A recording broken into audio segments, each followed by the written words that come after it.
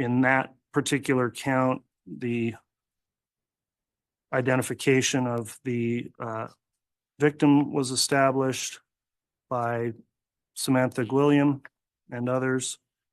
The defendant was identified relating to that count by testimony from Craig Huff, Zulema Pastenes, Colby Ryan. Looking at the overt acts established, there were 12 in that count, and the court notes that there was, again, identification of the victim, Tammy Daybell, by Samantha Gwilliam. On count 1, some evidence came in through testimony of Jason Gwilliam, Ian Pulowski. Count 2, Ashlyn Rand and Chuck Consitis testified about the overt act there. Count 3, Nick Edwards. Count 4, Nicole Heidemann. Count 5, Nick Balance. Count 6, Zulema and Nick Edwards established some testimony to allow those overt acts to be considered. Count 7 had some testimony from Angela Yancey. Count 8, Coulter Cannon. Count 9, Nick Edwards. Count 10, Rick Wright. Rick Wright also on count 11 and 12. And also Nick Balance testified about overt acts in 11 and 12 also. And considering the standard I announced at the beginning of the ruling, court does find that there's sufficient evidence the state's presented to deny the motion on that count 6. Count 7 is the insurance fraud count. The defendant was identified as to that particular count, among other witnesses, by Craig Huff, and Angela Yancey established the date range that's in the count. Also Taylor Ballard, and the state did provide sufficient evidence regarding the allegations of the insurance fraud count to withstand the Rule 29 judgment of acquittal. Similarly, on count 9 of insurance fraud, again, the defendant was identified by Taylor Ballard. The date range was established by Angela Yancey, who testified also that occurred in Madison County. Prior count also, the venue of Madison County was established. And then also Angela Yancey established evidence relating to the allegation of a fraudulent claim as set forth in count 9. So upon considering the evidence presented in the state's case in chief on those counts, the court is denying the motion for judgment of acquittal. And at this time, the court is going to permit some additional argument from the state as it relates to count 4, the first degree murder count, as it relates to J.J. Vallow and the issue the court brought up. So Ms. Beatty, are you prepared to argue that? I am, Your Honor. Thank you. Right, I'll hear additional argument on count 4 then from the state, and I'll allow additional rebuttal argument as well from the defense. Thank you, Your Honor. Your Honor, in looking at the case law and the relevant rules and statutes, the state really has 3 options for the court at this point. The first, and I'll talk about each of them in a little more depth, but the first option would be, because count 4 of the amended indictment did not fall within the scope of the court's December 8th, 2023 order to amend, and we'll get to that in a moment, the court can simply correct it under Idaho Criminal Rule 36 so that it conforms with what count 4 should be, which would be count 4 as set forth in the original indictment. And I'll discuss that more in a moment. Second, the court could accept that we do have a variance here and either instruct the jury on a variance between the jury instructions and evidence that they've heard, or the court under State versus Jones, which we'll also discuss in a moment, the court could address that variance by simply putting in September of 2019 in the count 4 jury instruction, which is very similar to what the court in Jones did, and as we'll discuss in a moment. Third, and finally, the court would be within its discretion to reopen the case to allow the state to correct the indictment if the court does find that it needs to be formally amended.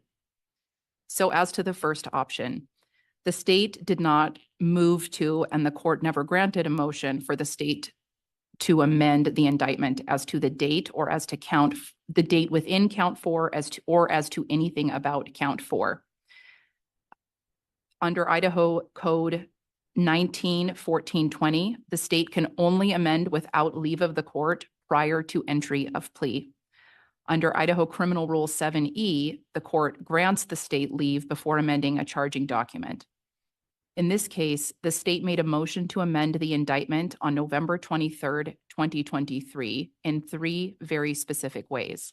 The first was to modify the subsection referred to in counts 1 and counts 3 from Idaho Code section 182403 sub 4 sub A to section 182403 sub 2 sub A. The second change requested by the court was to modify the language in counts 2, 3, and 5 from, quote, the defendants, Chad Daybell, Lori Vallow, and Alex Cox, unquote, to, quote, the defendants, Chad Daybell, Lori Vallow, and or Alex Cox, unquote. Finally, the state requested that leave to amend the indictment to modify the language in Overt Act 10 under count 5 from, quote, month, unquote, to, quote, months, unquote. Importantly, Your Honor, nowhere in the state's motion did the state ever seek leave to amend any portion of count 4. On December 8th of 2023, the court granted the state's motion. The court's order states, quote, for the reasons stated on the record, the court will grant the state's motion. The amended indictment is ordered to be filed in the case, unquote. Subsequently, of course, the state did file an amended indictment, but in that indictment, it does appear that the date within count 4, the first-degree murder charge of J.J. Vallow, was inadvertently changed to the same date as the murder of Tylee Ryan. The state would note that the initial indictment was filed in this case on May 25th of 2021, and in that indictment, J.J. Vallow's death dates were properly set forth as the 22nd and 23rd of September of 2019. Just 2 days after that, counsel for the defendant filed his notice of appearance in the case. This matters in the court's analysis because it goes to prejudice and it goes to notice where we had an indictment with the correct dates for 2.5 years, during which the entirety of that time, counsel and the defendant were aware of that date range. And we'll discuss that in a moment as well. Ultimately, because this is a clerical error that needs correcting and count 4 was never properly, was just simply not amended in any legal sense because the state is not able to do that without leave of the court, and the court did not grant the state leave to do that. The court could utilize Rule 36 to make that amendment. Certainly, this would require a jury instruction of some type, and the state does not have a proposed jury instruction because the jury was read the indictment earlier in this case, of course, but that would be an option that would be available to the court. The second option would be for the court to accept that this is a variance, which does happen and is accounted for in the case law. And frankly, Your Honor, it's not a proper subject for a motion for acquittal. In fact, date is not an element of a crime. And I know that that sounds counterintuitive, where our ICG standard jury instructions have the defendant's name, they have the date, they have venue, but venue and date are not elements of, they're simply not a factual element of a crime. And an Idaho Supreme Court's case, State versus Jones, dealt with that very issue. In State versus Jones, a defendant appealed from a lewd and lascivious conduct conviction, and he argued on appeal that the information, the charging document in that case, did not sufficiently apprise him of the nature of the charges against him. Specifically, the Jones defendant argued that the charging document did not identify the time, location, or information that he needed to prepare a defense. In that case, in that charging document, there was a range of numerous years where these crimes could have been committed. The Jones court explained that generally, a defendant cannot be prejudiced, quote, by the absence of specific details in the information when those details are already known to the defendant or are provided to him by means other than the information, unquote. And that pinpoint citation is 140 Idaho at 47. The court specifically in Jones rejected an argument about a lack of specific time set forth in the indictment. And I'll just read straight out of the case. Jones's next argument that the information was insufficient for failure to allege a specific time of the offenses is also without merit. Under Idaho Code 19-14-14, the precise time at which the offense was committed need not be stated in the indictment, but it may be alleged to have been committed at any time before the finding thereof, except where the time is a material ingredient in the offense. Time is not a material element of the crime of lewd and lascivious conduct with a minor. The Idaho Supreme Court, and I'm still reading from the case here, has stated that, quote, any other rule would too often preclude prosecutions in this type of cases where victims are minors and where crimes are not discoverable until sometime after their commission, unquote. So I think what we have here is the court explaining that these timeframes, there are other factors that can be taken into account here. And so while it's not directly on point because we're talking about a range of many years, and here we're talking about a variance in days, I think it's important to note that the court clearly didn't see a very specific tight time frame as an element of the offense in Jones. So the Jones court went on to explain that what we're really talking about here is variance. And diverting from Jones for just a moment, Jones also discussed the Windsor case, which the pinpoint citation for that is 110 Idaho 410. And in the Windsor case, the court really set forth an explanation of what variance is and the standard for variance. Quote, the true inquiry is not whether there has been a variance in proof, but whether there has been such a variance as to, quote, affect the substantial rights, unquote, of the accused.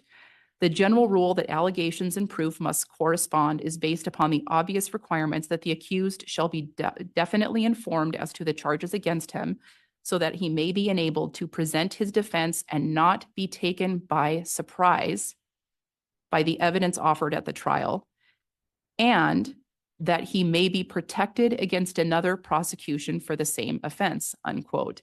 And again, the Jones court, after citing from Windsor, also discussed how variance between the information and evidence presented at trial or between the information and the jury instructions only require reversal of a conviction where the defendant was, quote, deprived of fair notice of the charge against which he must defend or was left open to the risk of double jeopardy, unquote. I do have a question about variance. Yes. Because I've looked at some of the cases that do discuss variance, including the one I previously cited, State versus Anderson, 172 Idaho 133. And in this instance, I think looking at the context of how variance occurs, I guess the point I struggle with here is it appears to me variance typically comes up when for whatever reason, jury instructions don't match the charging documents. And there is a presumption that the jury instructions should match the charging documents. And that's in a case, State versus Bernal, 164 Idaho 190. Here, essentially, what the state would be requesting is that we don't have a variance yet because the jury hasn't been instructed on something that varies from the charging document, but you're suggesting I permit or sanction a variance and allow the variance to come in to essentially cure an issue raised on a Rule 29. And I see that as very different than any of the other cases. So are you aware of any authority where the court proactively let a variance occur to fix something in order to withstand a motion on acquittal? And Your Honor, well, a couple things. So first of all, I don't believe that the defendant did raise this specific issue on his Rule 29 motion. I understand the court is considering it at this time.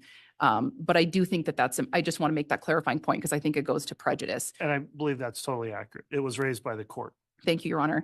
But I believe in the Jones case itself, the court, Jones, I'll just read from the case. Lastly, Jones argues that the court's instructions to the jury constituted a fatal variance because the court added, quote, on or about, unquote, to the time frame of the offenses alleged in the information. He contends that this broadened the basis upon which Jones may be convicted. We disagree. The slight expansion of the time frame does not allow the jury to find Jones guilty of a different offense than that alleged in the information. Jones has identified no fatal variances between the information and the evidence or jury instructions. Okay, I appreciate your response to that. Of course. Question. Thank you, Your Honor. So that would be the state's, and I understand that I certainly understand the complexities that this course of action presents to the state.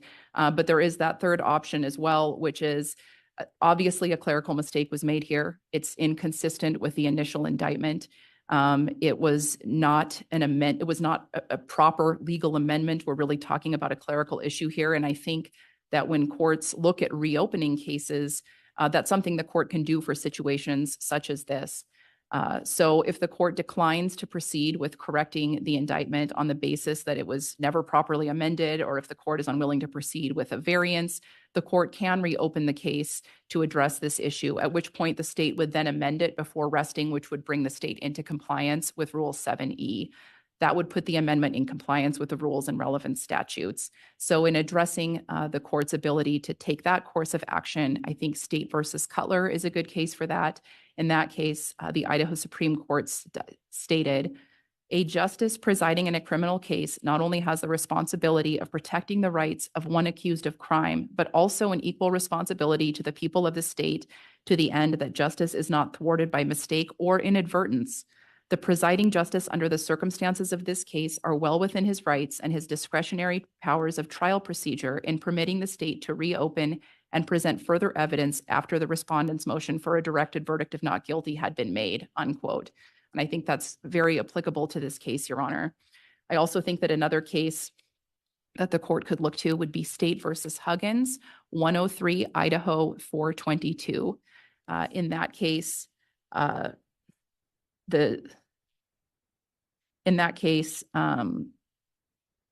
the court noted that some reasonable excuse, such as oversight, inability to produce, or ignorance of the existence of evidence, must be established by the moving party. And Your Honor, we're all kind of falling on our sword here. This was clearly an oversight. We're talking about a clerical error in a subsequent document that was not in the initial document. This is exactly the type of mistake or inadvertence that the court could reopen this case for.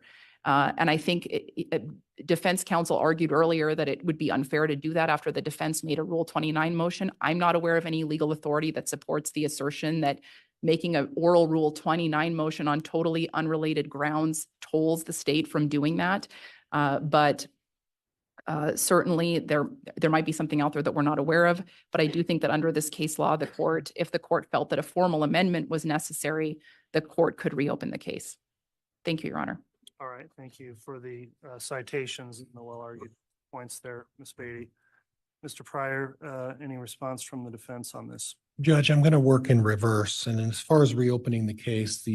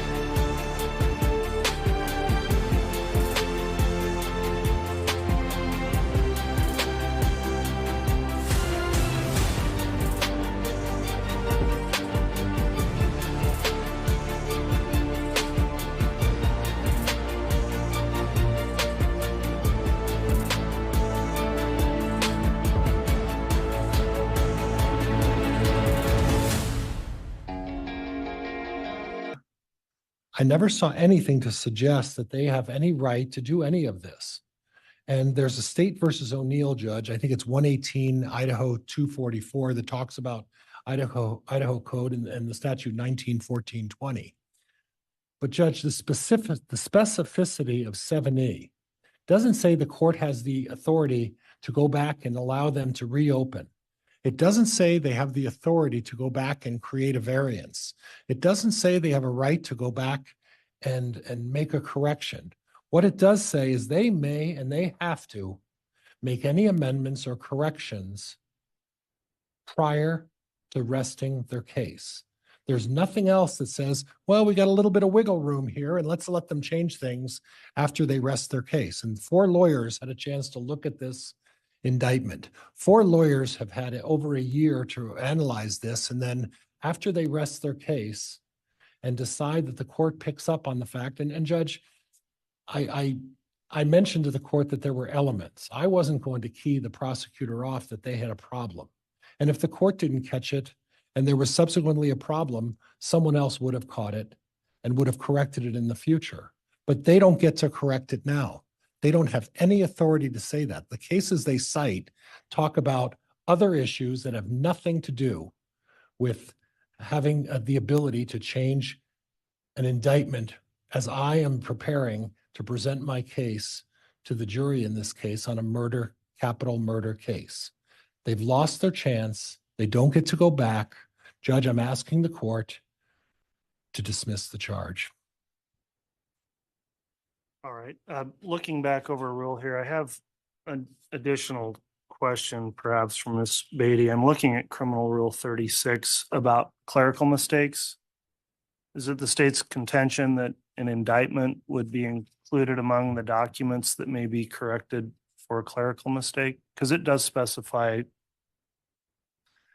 it doesn't say anything can be. It doesn't, Your Honor. And I think we take that position just based on the language in the rule that says, quote, or other part of the record, unquote. However, I will be candid with the court. I did not specifically check Westlaw to see. That was not one of my, I didn't do a deep dive into that. But I think that where we're talking about the criminal rules, judgments and orders can be amended, and any other part of the record. That's a very broad, expansive language. The record clearly would contain the criminal record in a case.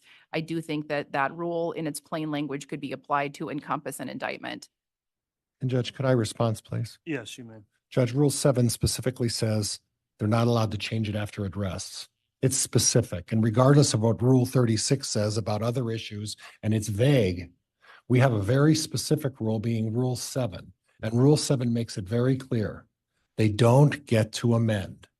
Regardless, they don't get to amend. It's a very specific rule that references this very issue.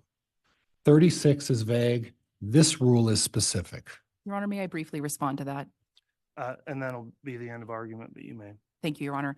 The state would just reiterate that there is a process for making these substantive amendments, and there was not a substantive amendment made in this case because it did not fall within the scope of the order. And so we're not asking the court to make a substantive amendment when Mr. Pryor is citing Rule 7E or 7F. We're asking the court to correct what is clearly a clerical mistake not within the scope of the court's order, which is how I would respond to his citation of Rule 7. Okay. So essentially arguing you moved to amend the initial indictment and the court granted the motion for specific grounds. And on February 20th of 2024, the amended indictment was filed, which has changes. And those were all drafted by the state. And your argument is that amongst the changes you put in the new amended indictment were clerical errors that should be corrected because they were not intended to be or should not have actually been amended. Is that essentially the argument? That's correct. And I would take it one step further and say that as a matter of law, count 4 was not amended because we did not have leave from the court. And Judge, I'd like to respond. Okay, I will allow another response because I'm just considering all this. Mr. Pryor, go ahead. Judge, they made the amendment to the date. They made the change to the date. They had an opportunity to review this. And then this indictment gets read to the jury and once again published for all to hear, including the 4 lawyers that are sitting across from me. And at no time do they catch that potentially there's an issue. And at this point, Judge, the rule is very clear. They have an indictment, they made the allegations, they're stuck with their indictment. All right, counsel, let me take a brief recess, discuss this with my staff attorney, do some quick research and get prepared to make a ruling as it relates to count 4. I think time is of the essence to determine this issue, so we'll go as quickly as we can to get back on the record. I'll have the marshals advise you when we're ready to make an oral ruling. All right.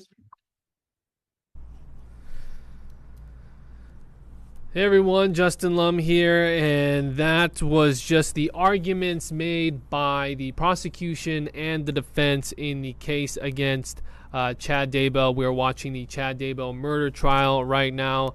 What do you guys think about that? I mean, Ingrid Beatty makes some points, and obviously this was basically a gift in John Pryor's basket here. I mean, John Pryor is, and I see some of the comments, you guys, and it has been a wild sequence of events since the state rested its case. If Judge Boyce didn't catch this error, the court didn't catch this error regarding the dates of J.J. Vallow's murder, what would happen if it was caught after a verdict or before? I don't know. I mean, it's a good thing that it's caught now. And basically, Ingrid Beatty for the prosecution is saying it's an oversight issue. We messed up. Just let it get fixed and let's continue. It should not be, there shouldn't be an acquittal regarding count 4. So count 4 is the first degree murder charge in the death of J.J. Vallow. And simply, it's the time frame that's wrong. September 8th to the 9th. September 8th to the 9th, 2019. And that is the dates that correlate to Tylee Ryan's case. We know that J.J. Vallow was last seen September 22nd, 2019, and believed to have been killed on September 23rd, 2019, and later found in the backyard, just like his sister, Tylee Ryan, found in the backyard of Chad Daybell in June of 2020. Now remember, John Pryor never even motioned for this. John Pryor was motioning for a directed verdict, saying there was not enough evidence to prove any of the charges, and saying the state failed to meet its burden of proof. Those were denied. Basically, the case would have moved on. If not for this clerical error, we would be done with court right now. Boyce is going back into chambers. He's reviewing the arguments, and he's going to come back with the decision, with a ruling. So, Silver Sleeper 484, you make a good point. If we went to a verdict and Chad Daybell was found guilty, what would happen? Mistrial. Because of dates that do not match the jury instructions. Because of dates that are totally incorrect. And we went since, what? May 2021, when the indictment was first announced, that original indictment was corrected, was correct. The one filed just now, the amended indictment in February of 2024, is wrong. And I don't know how that isn't caught. But we also had an error last year in Lori Vallow's trial regarding the language. It was different, but another clerical error. Who in the prosecutor's office, is it Fremont County, is it Madison County? Who did this? That's the question I have. Who made the mistake? Because this could have jeopardized a specific count that is huge, a murder charge in the death of J.J. Vallow. Now remember, there are other serious charges in this case. I don't think it was ever on the table of the case, the whole case being dismissed because of this error. But John Pryor just got a golden opportunity to argue and say they had all this time to make sure the date was right and they couldn't. And this count should be dropped. He's got to be, loving this right now. But let's not forget, this wasn't his doing. Judge Boyce and his staff caught this error. And not, we were just talking about the prosecution, the job they did with 67 witnesses, the evidence they brought, some of it new evidence compared to last year. And then this happens.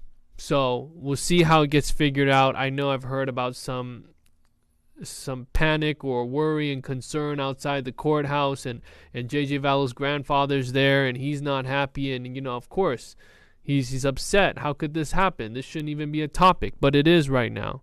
It is right now, and let's see what Judge Boyce comes down with. We'll get back into our, I'm out of focus right now.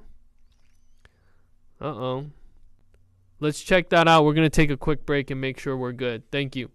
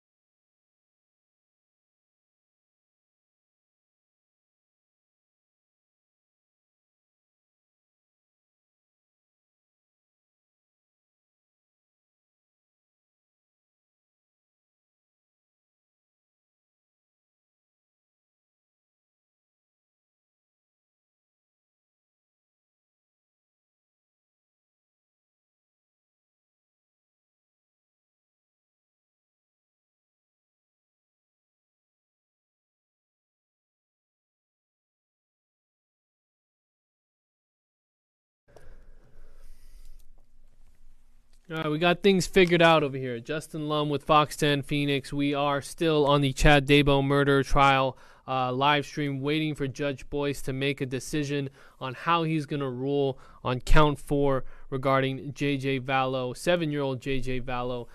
This all has to do with clerical errors, as Ingrid Beatty argued. I mean, she said there's some ways around this, but clearly this was a clerical error on their part. And that the court can fix this some way, even though the state has rested its case, but the court can kind of save the day here and figure something out, because the original indictment has the dates correct for the murder of J.J. Vallow. Again, it is about 2:20 Pacific time right now, and this has been an interesting day because we thought we'd be done with court after state rested, after the last witness was done testifying, and now here we are trying to figure out what's going to happen with count 4 on this indictment and the charges that have to do against Chad Daybell. And we were just ready for the defense to call on its first witness, not today, but perhaps tomorrow, perhaps Monday. But now we are here trying to figure this out. Not sure how long Judge Boyce will take, but if there are any questions or comments, let me know. And I hope you guys are here focused on the case with us. It's been a bit of a mess today as far as the courtroom and how this all unfolded. We were not expecting this. John Pryor, it seemed like, tried to take credit for catching that, but we know Judge Boyce made sure to say, no, this was something that I caught. So as we're waiting for him right now, and actually I see something up with our camera that I still need to get fixed. All right, as we're waiting, we'll take you back into the courtroom once we see those cameras come on.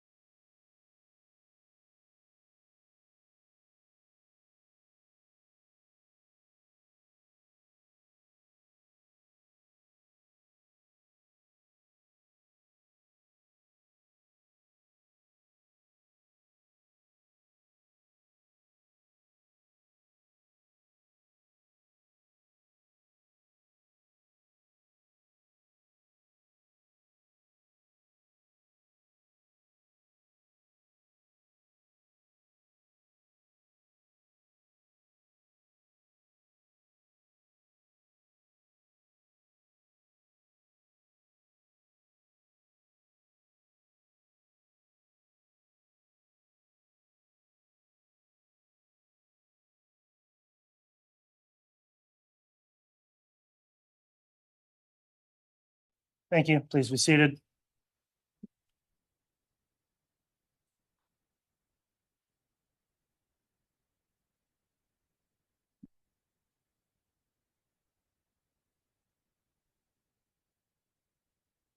All right, we're back on the record on CR 2221-1623, State of Idaho versus Chad Daybell.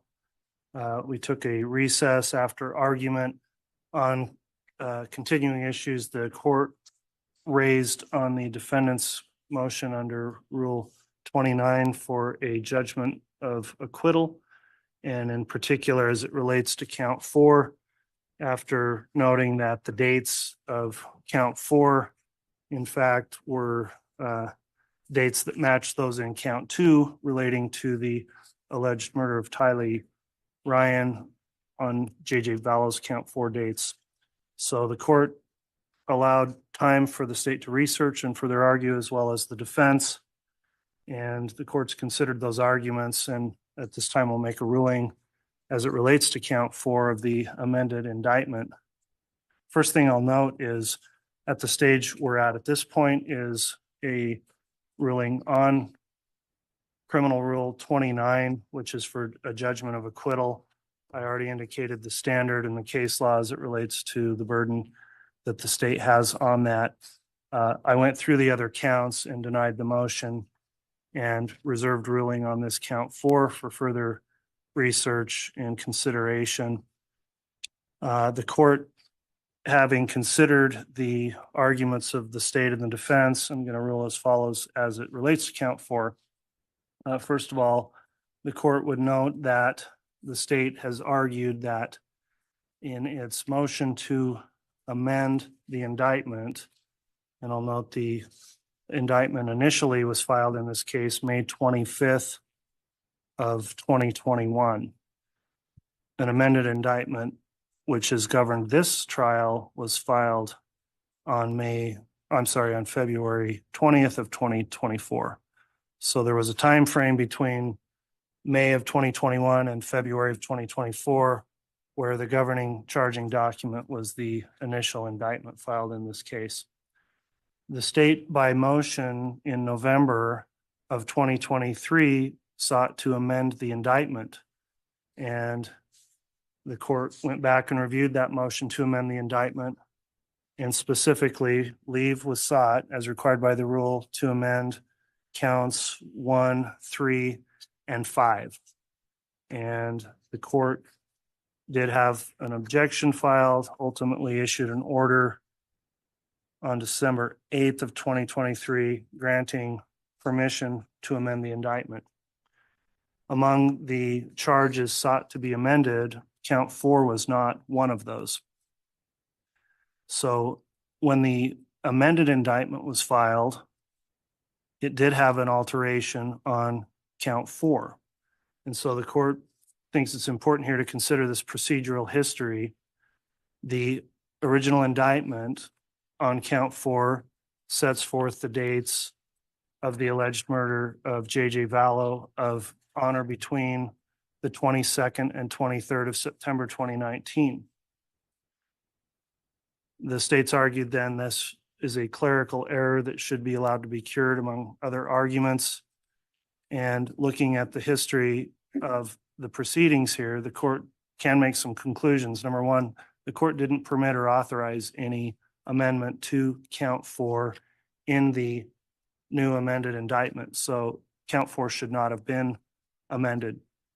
Second, the dates that were put into the count 4 of the amended indictment of 8th and 9th of September 2019 mirror those dates of another count, count 2, which is the alleged murder of Tylee. Looking at that history, I think the court does believe it's a clerical error that led to the change of those dates. And so then the court has to consider whether or not there would be prejudice is one of the things I need to consider, the manner in which this could be fixed if it could, and whether or not there's any prejudice to the defense, which is always a big consideration and what the rules govern in seeking to protect due process rights of defendants. The court would note I also have to weigh that out with the right of the state to seek justice in a case with the charges it's filed.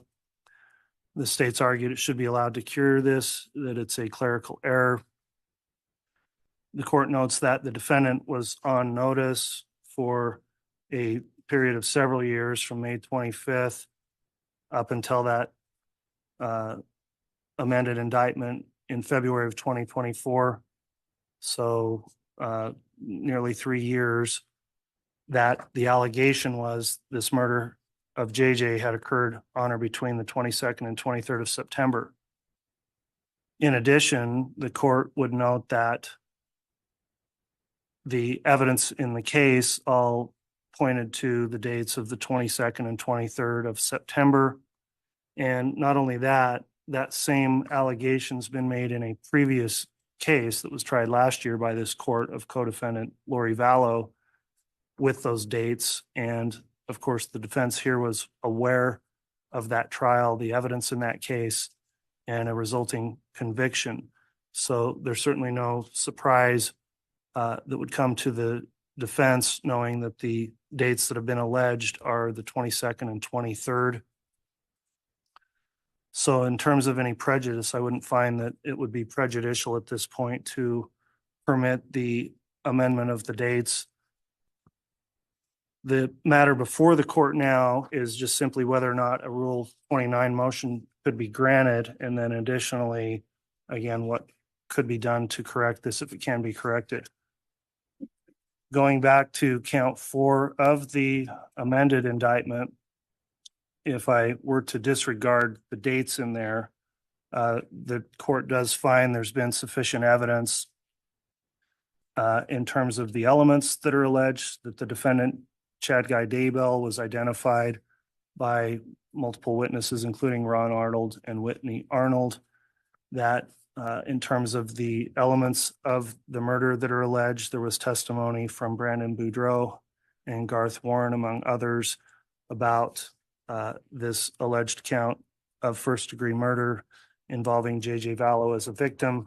And he was also identified by those witnesses, and then other testimony from numerous other witnesses that testified about the murder of J.J. Vallow in this case, lead the court to believe there's sufficient information under Rule 29 that the motion for judgment of acquittal would be denied on that.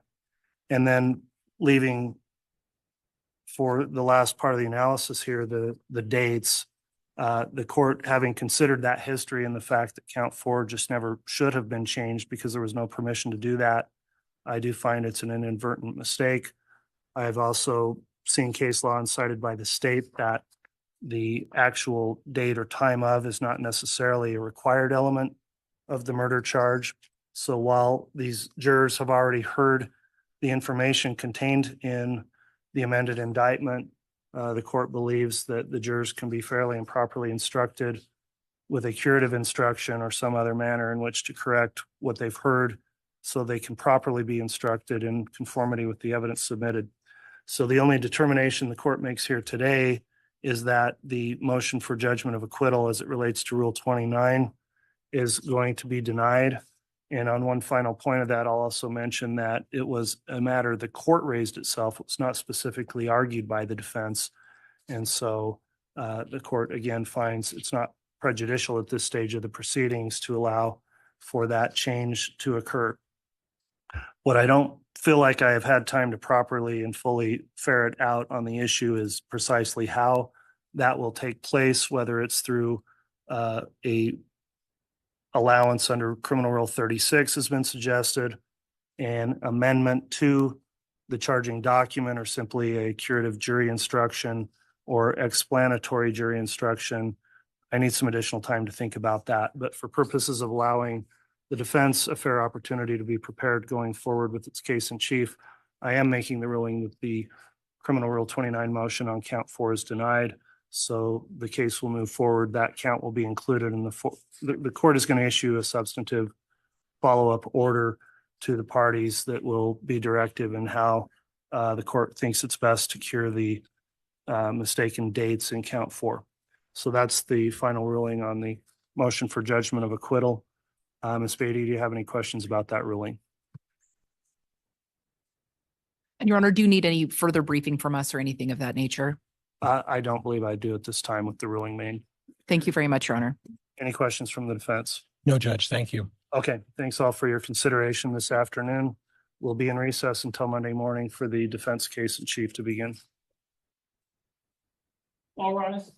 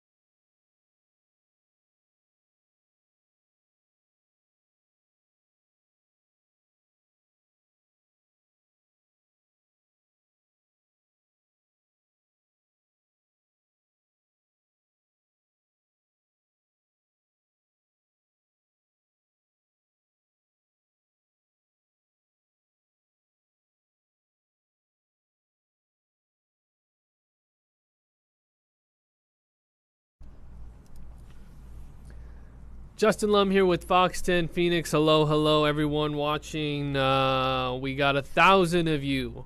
Post ruling, Judge Boyce denies the motion for acquittal on count 4 in the indictment. Count 4, the first-degree murder charge in the death of J.J. Vallow. Judge Boyce broke it down and basically said, look, this indictment has been on the books for like 2.5 years. The defense is very aware that the alleged dates of the murder of J.J. Vallow, the alleged time frame, has been documented. Like, the defense knows the truth. Everyone knows when this happened. And even though the jury may have heard that amended indictment read in court as this trial began, they can take jury instructions to understand that the actual dates in which J.J. Vallow was killed are between September 22nd and the 23rd, or on those one of those dates, on or between September 22nd and September 23rd. And he breaks down the timeline that, you know, it was correct until there was an amendment made in November of 2023, but should have only been done for 1, 3, and 5. For whatever reason, the dates got moved or changed around in count 4. It was 1, 3, and 5 that really needed some language change. And so clearly this was a big mistake. This was, it's ridiculous. There's no excuse for it. The state takes accountability for it. Maybe they should have caught it a lot sooner. They should have caught it a lot sooner and said something before resting the case. But this is something that everyone missed. If it was read in court, I mean, that is just unbelievable that I didn't hear. We were all there. We were all there. But the bottom line, guys, is that the judge denies the motion. That charge stays on. We move forward with the case. I had not heard anything about what happens next tomorrow. It's all a blur. The main focus was hearing the judge's ruling. But it's now on the defense. We'll keep you updated on that. But for now, if you're just joining us, Judge Boyce rules that count 4 stays on, having to do with J.J. Vallow. Everything moves on accordingly, despite John Pryor's argument in this. But I think we learned a lot today.